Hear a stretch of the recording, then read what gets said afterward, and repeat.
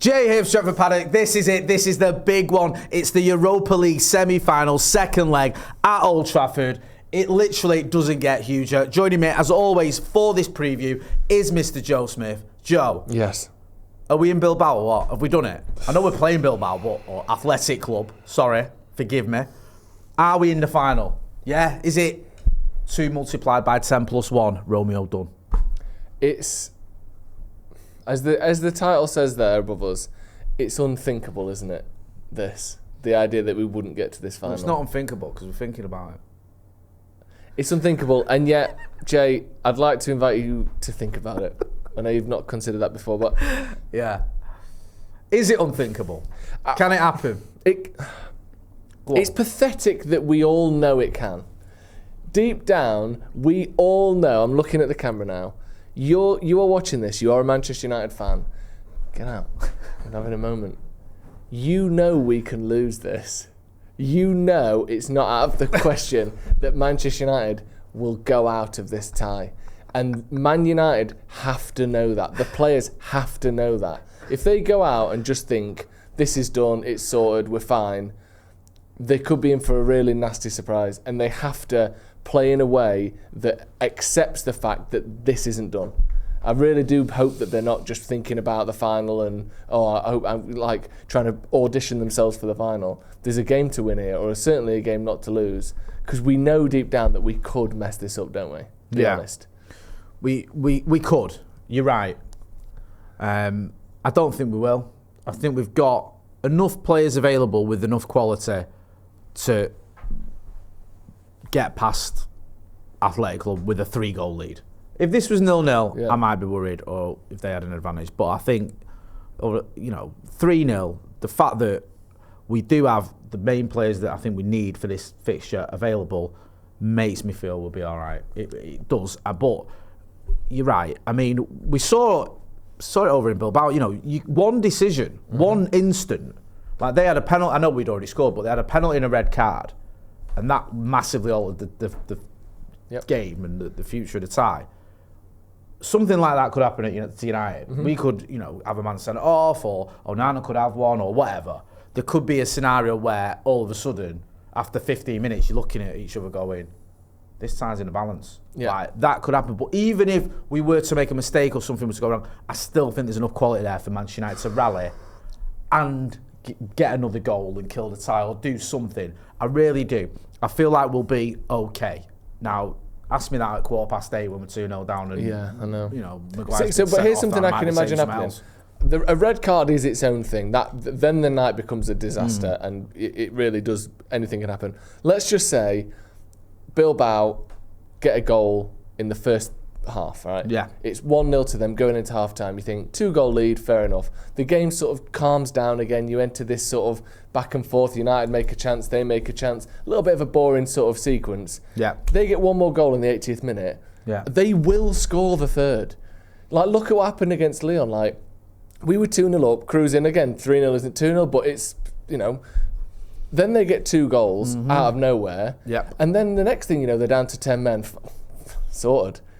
Then they get another 2 goals. Yeah. And obviously we then got 3, so my argument sort of falls down in the fact that we did beat them. But like, it's not out of the realms of possibility for them to score 3 or 4 goals. They only need 3. Yeah. And then we're, penalties or whatever. I just really hope, I agree with you, obviously with massive favourites, 99 times out of 100 you win. But I really just hope the players accept and understand that if this becomes a 2-goal game, they can get 2 goals like that, and we've done that so many times in the last few years. 2 goals in 4 minutes, 2 goals in 6 minutes, 2 goals in 3 minutes. We used to do it under Ten Hag all the time. We still do it under Amorim. They just need to take it seriously. Get a goal and everything's different. I think the tie's over. But I don't know. Let's just not think we're through, because it would be so bad if we lost. One of the reasons I do have confidence, obviously, not just the fact that 3 goals and they are missing a lot of key players, but also it is at Old Trafford. I know our home record hasn't been great, but in Europe it's been a lot better. I think evening games, good atmosphere. We've already had a bit of a rallying cry. I think there's been certain tweets going out from various groups as well, saying, look, get that on the ground, get early if you can, get behind the team.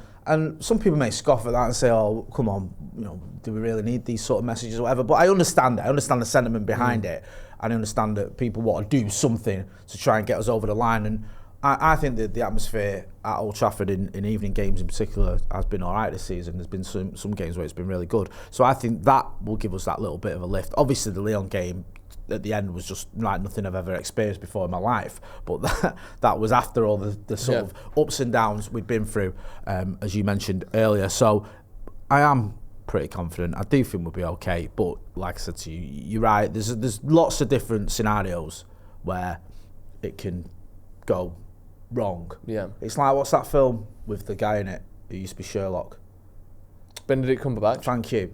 It's like, is it Endgame or Infinity War where he games out all the scenarios, like 5 million scenarios, whatever. It's like that, innit? Yeah. Like there's some that could go athletic clubs away. I love that when you are trying to think about Avengers Endgame, you go, what's that film with the bloke who used to be Sherlock? No one else would try to tell you about an Avengers film using that as the road to get there. Not Robert Downey Jr., it ain't got, not Iron Man, not Spider-Man. What's that film with him who used to be Sherlock is mental. And somehow we got there. We got there very quickly as well. I was actually surprised you didn't just go Avengers Infinity War. Yeah, exactly, yeah. Yeah, if you simulate this game a million times, probably 300 of them, they win. Yeah. The we need to not the other 97 or 970 odd thousand. Yeah, sure. Yeah, we win. Before we get to Predicted 11s though, I want everyone to get the phones out. Game. Yeah? Film yourself in landscape for 30 seconds or there or thereabouts with your score predictions and send it to paddockmatchday@gmail.com. Also, let us know if you're up for coming into the studio in Manchester to film a preview with us, because next season we're going to get a lot more people in who send us score predictions. We've had loads of predictions recently, and it's great. It's really good we want people on the channel, so keep them up. Yeah, thank you. A lot of top quality stuff. Let's talk about score predictions then. Not score predictions, let's talk about predicted 11s. Let's start with yours. Yep. Talk us through it. It seems like mine's an obviously kind of strong team. You set and forget Man United side. The only conversation I kind of had was about Luke Shaw, but Onana, Dorgu, Maguire, I think Mazraoui, Casemiro, Garnacho, Bruno, Højlund, they're all almost 100% certain for me. I think Shaw or Lindelof is a question. Yeah. I think, do we try and find a way to get Mainu or Ahmad in the team is a question. But other than that, I can't imagine ours are going to be anything less than 8 players combined, Drastically different. It has to be something like that. I think Casemiro has to play. Yeah, 100%. Obviously Bruno plays. Obviously Højlund plays. Again, on those question mark areas, I've gone with Luke Shaw because I do think he came off just after half-time or around half-time the other day, and I think that he's someone that in possession at home, he keeps the ball better than a Lindelof, for instance. And if we do want to have some control of this game, and I think a good way to win it would be by keeping control and keeping the ball and actually scoring rather than preventing them from scoring 3. Luke Shaw does that better for me than Victor Lindelof does. But other than that, I think a lot of this team picks itself, doesn't it? It does, and I agree with a lot of what you're saying there. Yours. The only reason I've gone with Lindelof, I just thought Shaw looked a bit off it against Brentford. Yeah. He just didn't seem quite as good as he has been since he's come back into the team, and I wonder whether it's just catching up with him a little bit, because he's gone from not playing at all for a year to all of a sudden he's played 90 minutes. He's played, was it half an hour or 50 minutes in the Lyon game, when I think the manager was saying I didn't expect him to play that long, but obviously it went into extra time. So I just wonder whether that might play into the manager's thinking, like, is he quite as fit as he needs to be? I could see that. Yeah, so that's why I was sort of with you, but I just sort of zigged when you zagged and I went with Victor Lindelof. In terms of the midfield, I just think that, I think Ahmad, I know this isn't midfield, but I think Ahmad is going to start this game. And when I thought of that, Garnacho obviously the presser, it's very rare that you have someone do a press conference. It does happen. And he starts all the time. Yeah, I don't see him getting dropped. So I think if Ahmad's going to start and Garnacho's going to start, which I do think is going to happen, then where does that leave the rest of the sort of the midfield, or the sort of the 2 eights, if you will, or the deeper line midfielders? So I think Bruno obviously going to start and Casemiro's going to start. So that's it. There's nowhere for Manuel Ugarte to start. And there has been 1 or 2 games when Ugarte hasn't started when he's been available. And there's also, he gets subbed a lot. And I don't know whether the manager, I'm not saying he's not feeling him, I just don't know whether the manager sees him as vital as someone like a Casemiro or Bruno, or maybe even an Ahmad when he's fit, because Ahmad when he's fit has been a vital player. Has Ahmad played under Ruben?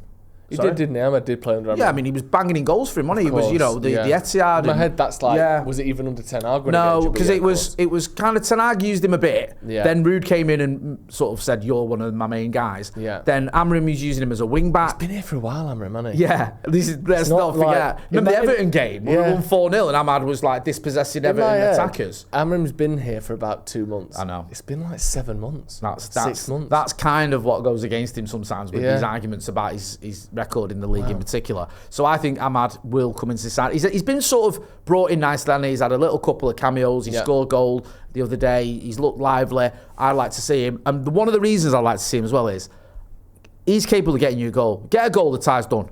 The first goal.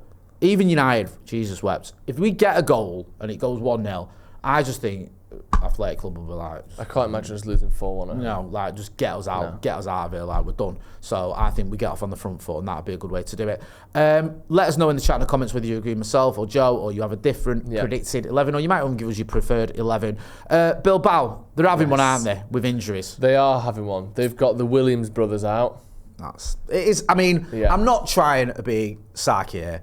It is a bit sad, and I don't like sort of basking in teams having injuries and stuff, but they're going through it. Yeah, they are. It is crap. 2 of their best players. One of them, as we spoke about in the previous preview, Inaki Williams, club legend, plays every week and has done for about 10 years. And then obviously Nico Williams, young up-and-coming star, who maybe the stars dimmed a little bit after the Euros, but again is still considered a very, very good winger. Yeah. Not that either of them did too much in the first leg, but Inaki had that really good header, really good chance with a header that didn't, put it away. Sliding doors moment now, wasn't it? You always say it. I think you're right. And that's obviously bad for them. I think Sanse, as well as their top goal scorer this season, or Sanse, I'm not sure how you pronounce it, and he, I believe, is still out, was out for the first leg, and I think is still out as well. That's not good. None of them included in the squad, so not even off the bench or anything. So, just got to be mindful, United. We don't get complacent here. Yep. We don't look at that and go, well, they're missing the Williams brothers and the top scorer. We're 3-0 up. It's all done. It isn't done. So we just have to be mindful of that, because this isn't a United side that has the luxury of being complacent. No. We can't even be complacent against Southampton and Rangers. No. I know we won those games, but only just. So let's not be silly here with that one. With everything you have said, my esteemed colleague, give me your score prediction. I think it will be a somewhat comfortable 2-1 loss. Oh? I think we'll lose. I think it'll be 4-2 on aggregate. Losing in Europe? No. Yeah, I think they'll be up for it. I think we'll lose 2-1, but in a way where it doesn't even feel like a loss. Where by the last 10 minutes, have you ever seen a basketball match where one team's just blown the other one away? Last 30 seconds, that one of them just bounced the ball. I went to see the Harlem Globetrotters once at the arena, and that was like that. Yeah. It was proper one-sided. I think that's slightly different. Right, okay. The one team will just let the other team bounce the ball for the last 20 seconds. Right, okay. Not even trying to. I think the last 5 minutes will be like that. Right. We're just passing the ball about. They kind of accept they're not going to get 2 goals in no seconds.